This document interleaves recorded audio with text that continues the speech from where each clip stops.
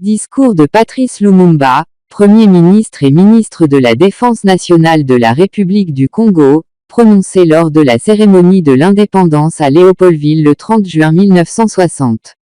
Lumumba sera renversé puis tué en janvier 1961. À vous tous, mes amis qui avez lutté sans relâche à nos côtés, je vous demande de faire de ce 30 juin 1960 une date illustre que vous garderez ineffaçablement gravée dans vos cœurs, une date dont vous enseignerez avec fierté la signification à vos enfants, pour que ceux-ci à leur tour fassent connaître à leurs fils et à leurs petits-fils l'histoire glorieuse de notre lutte pour la liberté. Car cette indépendance du Congo, si elle est proclamée aujourd'hui dans l'entente avec la Belgique, pays ami avec qui nous traitons d'égal à égal, nul Congolais digne de ce nom ne pourra jamais oublier cependant que c'est par la lutte qu'elle a été conquise, une lutte de tous les jours, une lutte ardente et idéaliste, une lutte dans laquelle nous n'avons ménagé ni nos forces, ni nos privations, ni nos souffrances, ni notre sang. C'est une lutte qui fut de larmes, de feu et de sang, nous en sommes fiers jusqu'au plus profond de nous-mêmes, car ce fut une lutte noble et juste, une lutte indispensable pour mettre fin à l'humiliant esclavage, qui nous était imposé par la force.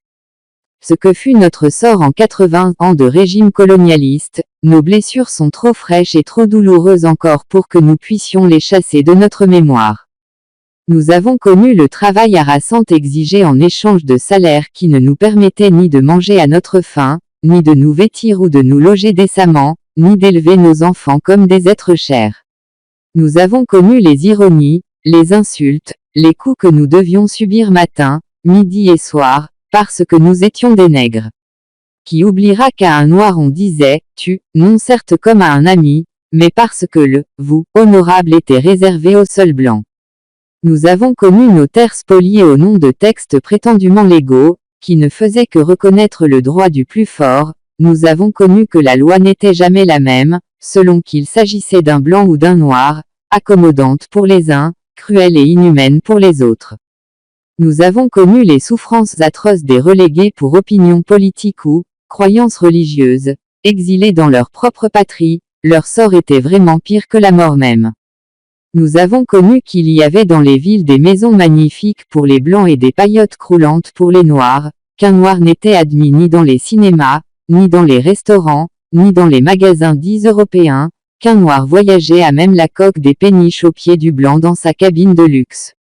Qui oubliera, enfin, les fusillades où périrent tant de nos frères, ou les cachots où furent brutalement jetés ceux qui ne voulaient pas se soumettre à un régime d'injustice. Tout cela, mes frères, nous en avons profondément souffert, mais tout cela aussi, nous, que le vote de vos représentants élus a agréé pour diriger notre cher pays, nous qui avons souffert dans notre corps et dans notre cœur de l'oppression colonialiste, nous vous le disons, tout cela est désormais fini. La République du Congo a été proclamée et notre cher pays est maintenant entre les mains de ses propres enfants.